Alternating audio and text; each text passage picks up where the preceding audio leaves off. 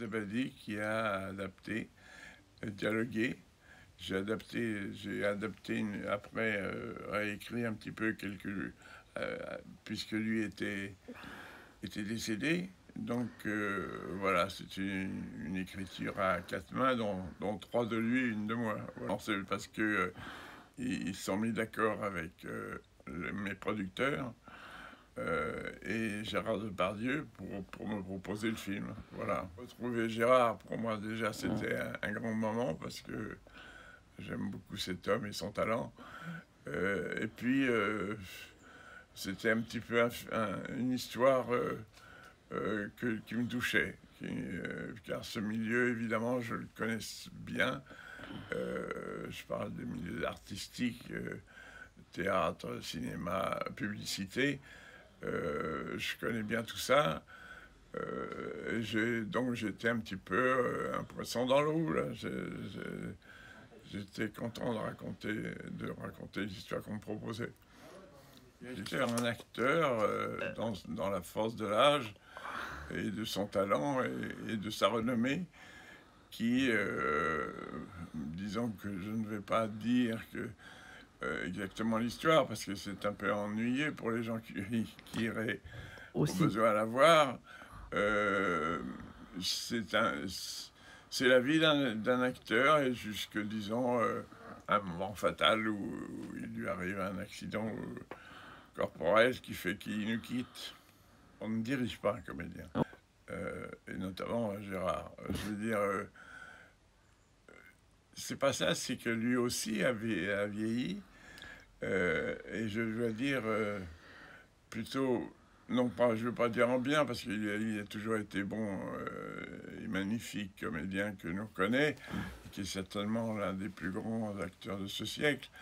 Je dois dire qu'il a adapté son jeu, et ça peut-être sa force, car je le trouve encore plus fort qu'il n'était à son âge.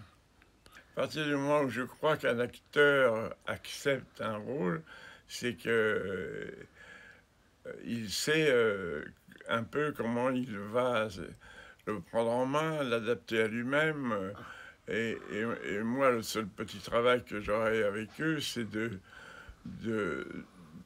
simplement de les aider un petit peu de temps en temps dans certaines scènes non pas c'est les guider parce que je suis moi j'ai le film en tête, mais eux aussi ils ont tout à fait ça, c'est-à-dire que j'ai très peu de choses à faire en tant que réalisateur, si ce n'est de les filmer le mieux possible. J'ai appris, non pas appris, senti les choses comme je pense mon père m'a appris à les sentir, c'est-à-dire que ce qui m'intéresse le plus dans la vie, et vraiment, c'est les rapports humains, c'est les échanges qui malheureusement deviennent de plus en plus rares, car les gens se connaissent de moins en moins, et surtout avec tous ces appareils dont vous vous servez en ce moment, c'est difficile d'avoir la même force et simplicité que l'on pouvait avoir dans le temps. C'était le troisième film aussi que je faisais avec lui. D'accord. Voilà, et évidemment que c'est un ami, d'abord en plus parce qu'il habite à côté, et que je l'ai connu ici depuis que nous étions voisins à l'île de Ré. Et puis que j'ai beaucoup d'admiration pour tous les films, les chansons, enfin tout ce qu'il a fait, son œuvre, qui est un homme tellement talentueux dans ce qu'il a pu faire du temps de sa vie.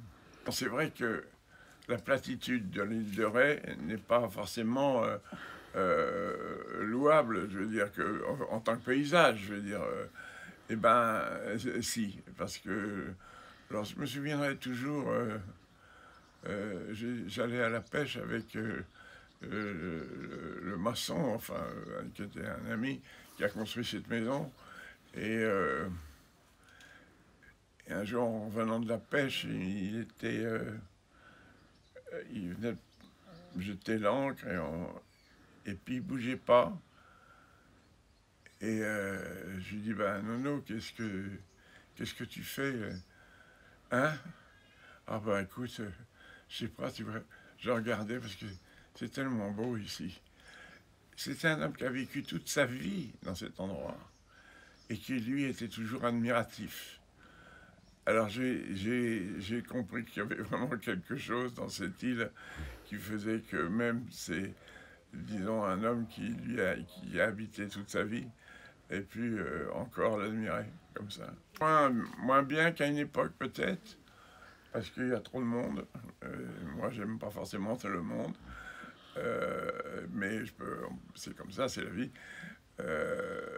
Alors je sors de moins en moins de ce petit havre de paix que j'ai dans cette maison. Mais je m'y sens bien malgré tout. Et puis il y a tous les moments où il n'y a plus personne. C'est là où effectivement je goûte le charme de cette île.